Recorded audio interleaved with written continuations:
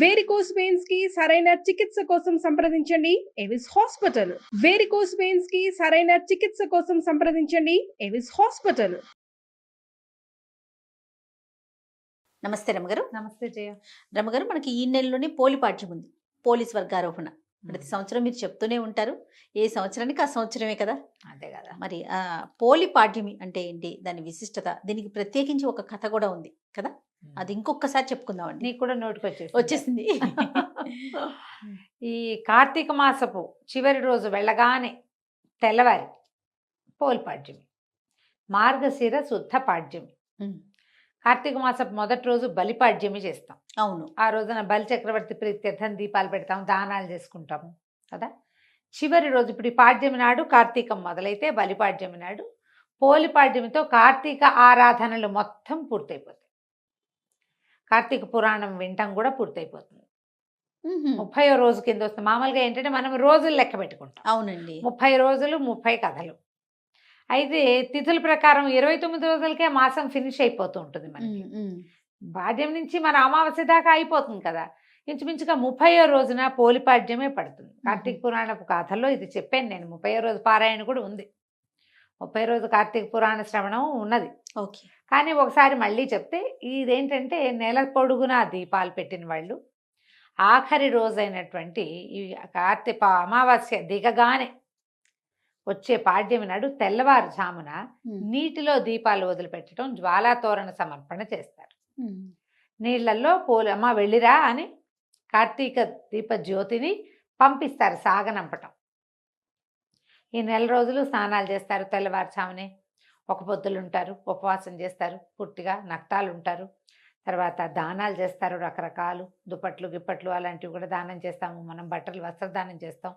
బ్రాహ్మణులకి మోయిని ఇచ్చే పద్ధతులు ఉంటాయి, ఇది ఇస్తారు కదా, పొత్తర్లు ఇవ్వటాలు అలాంటివన్నీ చేస్తారు.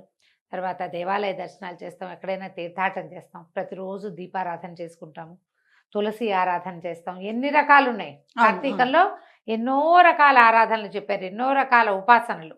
ఏది చేయగలిగిన వాళ్ళు అది చేస్తారు. ఇవన్నీ చేసి ఈ చివరి రోజున గనక నీటిలో దీపాలు విడిచిపెడితే అద్భుతమైన ఫలితం లభిస్తుందని చెప్తారు. అయితే ఈ రోజున ఇప్పుడు మనం ఏ నీళ్ళల్లో వదులుతాం? మనకి ప్రవాహాలు లేవు, కాలువలు లేవు, ఏమీ లేవు, ఓవర్ హెడ్ ట్యాంకులు ఉన్నాయి అంతే. అందరికీ ఏం చేయలేం కదా. అందుకని సూక్ష్మంలో మోక్షం ఒక బకెట్లో ఒక అరటి దొప్పలో ఏం చేసేవాళ్ళు అంటే, ఇది వరకు ఈ ప్రమిదలు వదిలిపెట్టడం కాదు, అరటి దొప్ప. ఈ అరటి దొప్పలు ఎక్కడి నుంచి వస్తాయి? మనకి అరటి చెట్టు కాండం తాలూకు డిప్పలు తీస్తాం. ఓకే, తీస్తే అది ఇట్లా ఇలా దవ్వలాగా ఇలా చిన్న అర్ధచంద్రాకారంలో వస్తుంది. దాన్ని చిన్న చిన్న ముక్కలుగా కట్ చేసి ఒక దాంట్లో అంత దానికి 1 2 3 4 4 5 కంతలు చేస్తే అది ఏంటంటే అడుగు భాగం బేస్ ఉంటుంది. ఓకే, దాంట్లో మనము నేతులు, ఆవు నేతిలో ముంచినటువంటి పువ్వొత్తుల్ని వేసి వెలిగిస్తే అందులో నెయ్యి హవనం అయ్యేదాకా, హుతం అయ్యేదాకా ఆ దీపం వెలుగుతుంది. ఆ జ్వాల అలా వెళ్తూ ఆ నదిలో తన తాలూకు దీపశక్తిని చూపించుకుంటూ వెళ్తుందన్నమాట.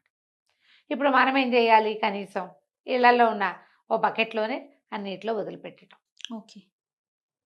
జలంలో ఒక రకమైన అగ్ని ఉంటుంది, నీళ్ళలో నిప్పు ఉంది కదా, మనకు తెలుసు, కరెంట్ ఉంది కదా, ఆ శక్తినికి ఆరాధన చేస్తున్నాం మనం. కార్తీకంలో నీటిలో విపరీతమైన శక్తి ఉంటుంది. మనం అందుకే కదా చెప్తాం జలే గంగా అని చెప్తాం, తైలే లక్ష్మి జలే గంగా. ఆ నీటిలో ఉన్నటువంటి ఆ గంగా నదికి, ఆ అగ్నిస్వరూపుడికి అందరికీ హారతిస్తున్నట్టుగా ఈ దీపాలు వదిలిపెడతాం.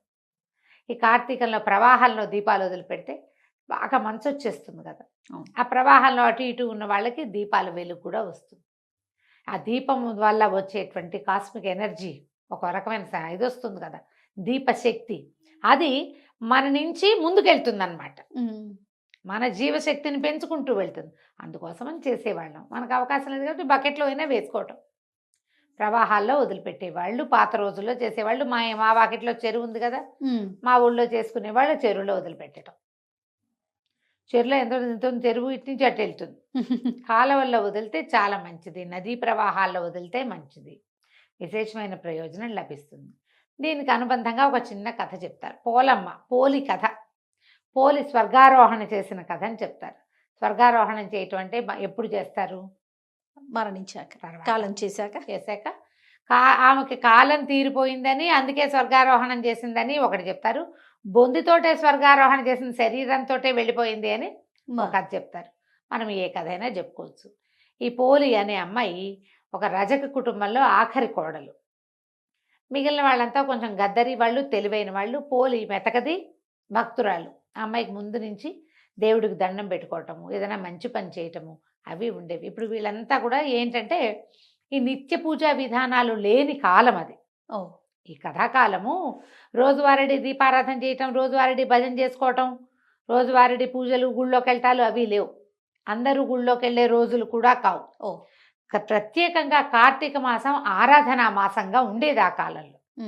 అప్పుడు ఏం చేసేవాళ్ళు, ఈ ఇంట్లో దీపాలు గీపాలు లేక వీళ్ళు నదీ తీరానికి వెళ్ళిపోయి నదిలో స్నానం చేసి నది ఒడ్డునే దీపారాధన చేసుకుని కార్తీక దామోదర ప్రీత్యర్థం దీపారాధన మహంకరిచి అని ఎవరన్నా అయ్యగారు మంత్రం చెప్తే చెప్పినట్టు, లేకపోతే దేవుడికి తమకు చేత వచ్చినట్టుగా దండం పెట్టుకుని స్నానం చేయటం, దీపం పెట్టడం. కార్తీకంలో ఇంకా ఏమీ లేదు, స్నానాలు దీపాలు అంతే. అయితే ఈ ఇంటిల్లిపాది వెళ్ళేవాళ్ళు. ఇప్పుడు ఇంటిల్లిపాది వెళ్ళిపోతే తెల్లవారు మళ్ళీ వెనక్కి తిరిగి వచ్చేసరికి ఎండెక్కి వస్తారు. అప్పుడు దీపావళి పని ఎట్లా ఇంట్లో? అందుకని మెతగతిగా ఉన్నటువంటి పోలిని ఇంట్లో విడిచేసి ఆ అమ్మాయి తాలూకు 4-5 తోడుకోడళ్ళు, అత్తగారు వెళ్ళిపోయేవాళ్ళు. ఈ పిల్ల కూడా తను కార్తీక స్నానం చేయాలని అదని ఉండేది మనసు. కానీ అది అవకాశం లేదు. ఇంట్లో ఉన్న నీళ్ళే పోసుకొని గంగా గంగా అని గంగాదేవిని తలుచుకుని దండం పెట్టుకునేది. మామూలుగా కొంచెం శ్రద్ధాశక్తులు ఉన్న పిల్ల. వీళ్ళకి రోజువారీ పూజా విధానాలు ఉన్నట్టు కథలో చెప్పరు. ఆ కథాకాలం కూడా అలాంటిది కాదు. ఈ నెలలోనే చేసుకునేవాళ్ళు. 4 రోజులు వాళ్ళు ప్రతిరోజు వెళ్ళిపోయారు. ప్రతిరోజు పాలు దిగి, గొడ్లకు మేత ఇయ్యి, వెన్న దిగి, అది దిగి, ఇది దిగి అని చెప్పేవాళ్ళు. అయితే చివరి రోజైన ఈ పాడ్యమి నాడు, అదేంటి అమావాస్య వెళ్ళిపోయింది. ఆ అమ్మాయి అమావాస్య ఉందనే భావించింది. అమావాస్య వెళ్ళిపోతాం, వీళ్ళంతా వెళ్ళిపోయారు దీపాలు పెట్టుకోవడానికి. ఈ అమ్మాయి ఏమనుకుందంటే, ఇంట్లో ఉన్నాం, కనీసం ఇక్కడైనా దీపం పెట్టుకుందాం వీళ్ళు వచ్చే లోపలని ఏం చేసింది, ఇక అత్తగారన్నీ తలుపులు వేసుకుంటుంది. వాళ్ళ ఇంట్లో దీపారాధనకి వ్యవహారాలు ఏమీ లేవు. ఉన్నవి పట్టుకెళ్ళి అక్కడ దీపం పెట్టుకుంటారు వాళ్ళు, ఇక్కడేం లేదు. అందుకని అమ్మాయి ఏం చేసిందట, వెన్న చిలికి ఆ కవ్వానికి ఉన్న అది ఇంత ముద్ద రావాలి లెక్క, అది తీసి అక్కడ పెట్టింది. కవ్వానికి వెన్న అంటుకుని ఉంటుంది గాళ్ళల్లో, తెలుసు కదా ముద్దలా ఉంటుంది కవ్వం ముద్ద. ఆ ముద్ద తీసి దాంట్లో నుంచి అట్లా అలా గదిస్తే అంత నలకంత వెన్న వచ్చింది. ఆ దొడ్లో ఒక పమిడిపత్తి చెట్టు ఉందట వాళ్ళకి. చెట్టు విచ్చుకుంటాయి కాయలు. అవును. అందులో నుంచి కొద్దిగా పత్తి తీసి దాన్ని బాగా నలిపి ఒత్తి చేసి ఈ వెన్నతోటి తడిపి ఒక చిన్న ఆకు దొన్నెలో ఆ దీపాన్ని ముట్టించి ఏం చేసింది, చాకలి కడవ ఉంటుంది వాళ్ళ ఇంట్లో, బాణ, చాకలి బాణ, బట్టలు ఉడకబెట్టడానికి వాడతారు. పొయ్యెక్కిచ్చి చవుడు అవి వేసి బట్టలు ఇస్త్రీ చేస్తారు కదా వాళ్ళు, దాన్ని ఏదో అంటారమ్మా, బట్టల్ని కమ్ము బిడవటం అంటారు. మీ ఊళ్ళల్లో ఏమంటారో నాకు తెలీదు. కమ్ము బిడిచి ఇవ్వు అని చెప్పేవాళ్ళు మా వాళ్ళు. కమ్ము బిడవటం అంటే ఆ నీళ్లు బాగా మరిగించి అందులో సున్నము, చవుడు ఏదో వేసి ఈ దుప్పట్లు కొంచెం గార రంగు వచ్చేస్తాయి, పాతపడిపోయి అంటే మాసిపోయిన దుప్పట్లు అందులో పడేసి ఉడికిచ్చేవాళ్ళు. ఉడికించాక బట్టలు బాగా వేడి నీళ్ళల్లో సలసల్లాడితే ఆ గాళ్ళల్లో అవే నేతలో ఇరుక్కుపోయిన మురికంతా బయటకు వచ్చేస్తుంది. తర్వాత ఏం చేసేవాళ్ళు, శుభ్రంగా జాడిచ్చి 2 దెబ్బలు కొట్టి జాడిచ్చేసి ఆరేసి ఇస్త్రీ చేసి ఇచ్చేవాళ్ళు. కమ్ము బిడవటం, కమ్ము పిడిచినట్టుంది అని చెప్పేవాళ్ళు. దాని పేరే అది, ఇంకా అంతకంటే వేరే ఏముందో నాకు తెలియదు. అయితే ఈ బాణ ఒకటి ఉంది పెద్దది, అవి చిట్టి ఉండవు, బాగా 25-30 దుప్పట్లు ఎట్ ఏ టైం వేసేలాగా పెద్ద చాకలి బాణ, దాని పేరే అది, చాలా పెద్దది. అది తిరగేసి అందులో నీళ్ళు పోసి ఆ బాణలో విడిచిపెట్టింది ఆ దీపాన్ని. అయితే ఏమైంది, అదే సమయానికి విష్ణుదూతలు వెళ్తున్నారట ఆకాశంలో. వెళ్తుంటే ఈ అమ్మాయి ఆ బాణలో దీపం వేశాక గుమ్మానికి ఆనుకొని కూర్చుంది. ప్రాణం పోయింది, ఆ అమ్మాయికి సమయం అయిపోయింది. ప్రాణం పోయేసరికల్లా చటుక్కున వీళ్ళు దిగొచ్చి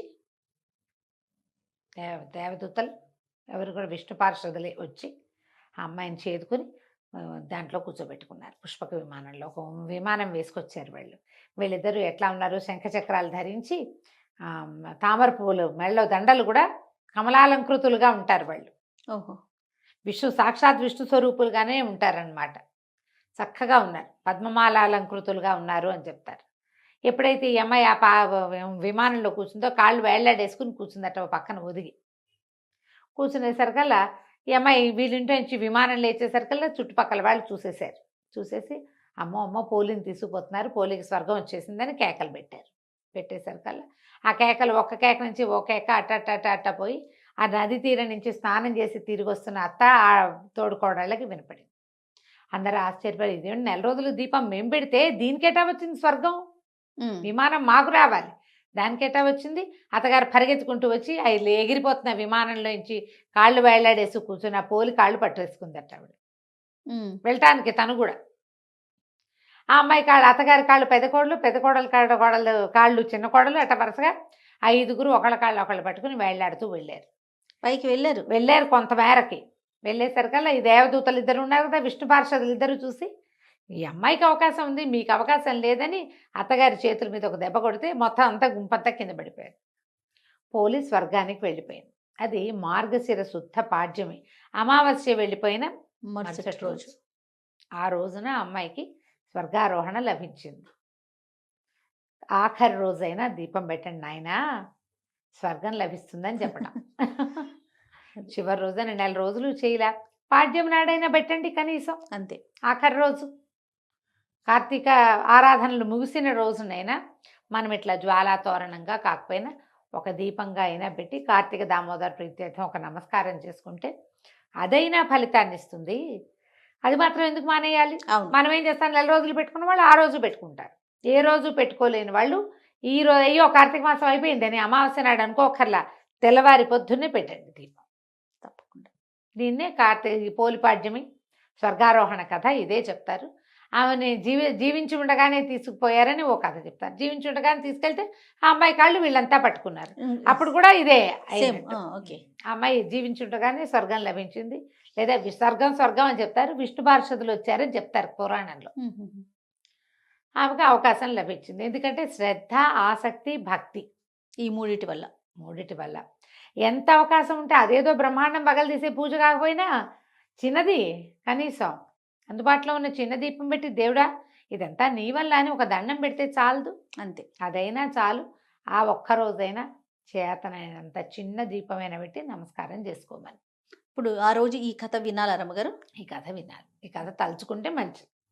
సంతోషం. ఇంకా ప్రత్యేకించి మనం చేయాల్సిన పూజా విధానం ఏమన్నా ఉంటుంది? ఏమీ లేదు, దీపం పెట్టడమే ప్రధానం, అంతేనా? అంతే. తప్పకుండా రమ్మగారు. నమస్తే. నమస్తే.